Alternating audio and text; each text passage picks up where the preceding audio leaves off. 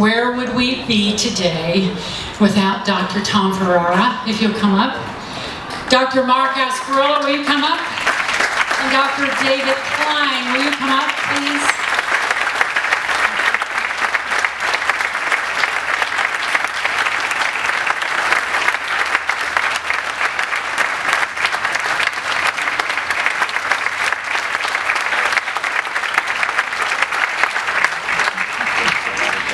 It gives me great pleasure to personally introduce Dr. Tom Ferrara.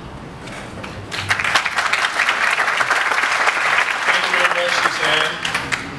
Thank you, Virginia, for your generous donation that made the clinic possible. And a special thank you to all of the volunteers. Virginia had it right. Without the volunteers, there wouldn't be anything.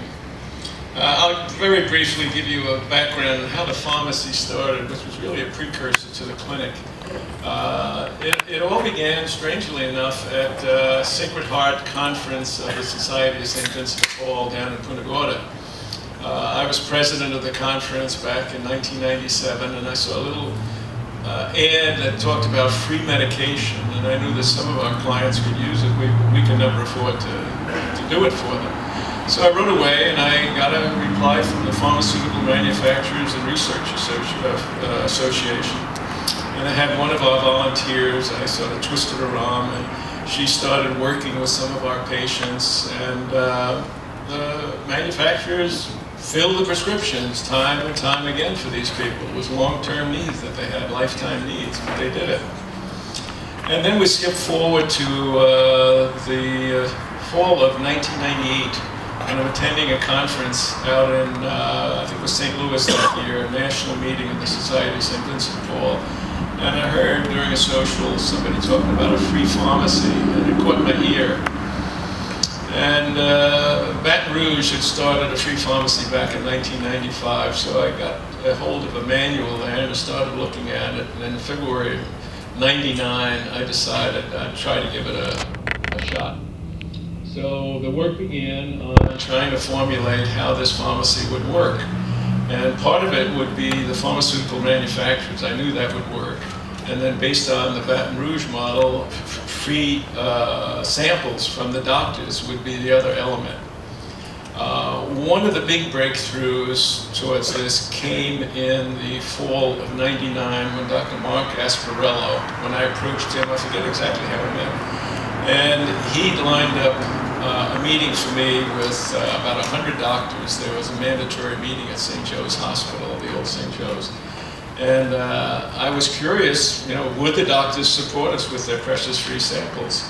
And when I got through with my short talk, I asked for a show of hands at how many people would part with their free samples, and about 80% of them raised their hand. So I knew that was not going to be a major problem.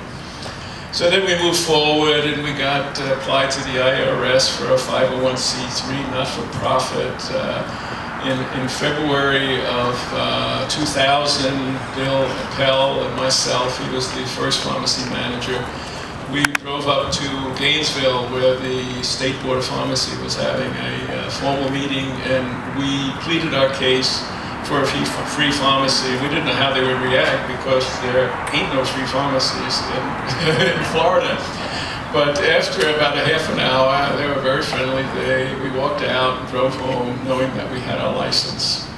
And then came recruitment, training, and May 17th, 2000, the pharmacy opened. And the people came and came and came. And for the first 2 or 3 months, quite frankly, we didn't know what the heck we were doing. You know? But somehow we managed to get through that learning curve. But the doctors of Charlotte County were very, very generous with their free samples. The patient advocates made the long-term obtaining of medication a reality, and Noreen Chavinsky is still heading that up. There are several of the old-timers that I see here tonight that started back in those days. Incidentally, keep in your prayer the one woman back at Sacred Heart Conference who willingly took on that job of doing the pharmaceutical manufacturers. She's very ill right now. She's down about 70 pounds. Up until August, she was still working at the pharmacy as a patient advocate. Her name is Lucy Jones. And what made all of this possible really was the volunteers and what drove us all. And it was a faith-based operation in those days, very much so. And it was the fact that we were helping people in need that resonated with the volunteers, knowing that the people we would need were surrogates for Christ.